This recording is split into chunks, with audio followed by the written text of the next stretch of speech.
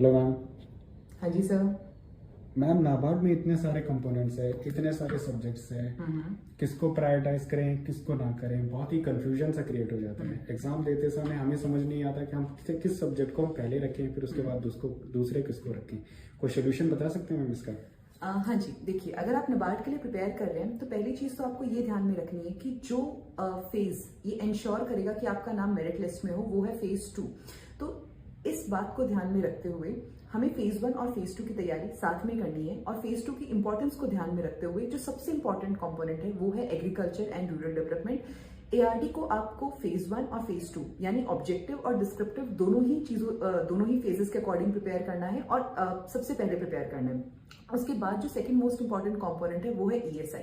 लेकिन यहाँ पर ध्यान रखने वाली बात यह है कि ईएसआई के अंदर स्टैटिक पार्ट बहुत ही कम पूछा जाता है। मेजरली यहाँ पर हमसे करंट अफेयर्स का पार्ट पूछा जाता है। तो जो सेकंड मोस्ट इंपॉर्टेंट चीज है वो है करंट अफेयर्स। अगेन आपको ऑब्जेक्टिव और डिस्क्रिप्टिव दोनों पर्सपेक्टिव से पढ़नी है।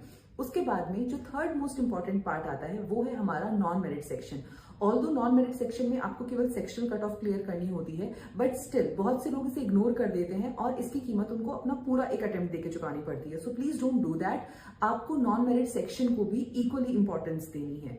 जब एक बार आपका एआरडी और ईएसआई इन दोनों का डिस्क्रिप्टिव पार्ट प्रिपेयर हो जाए तो उसके बाद आप डिस्क्रिप्टिव इंग्लिश पर भी आ सकते हैं, क्योंकि डिस्क्रिप्टिव इंग्लिश में जो टॉपिक्स पूछे जाते हैं they are very much similar to what you have studied in ARD and ESI. तो ये आपका एक प्रायोरिटी ऑर्डर होना चाहिए as far as your NABARD grade preparation is concern. So I hope आपकी क्वेरी अब आंसर हो गई होगी।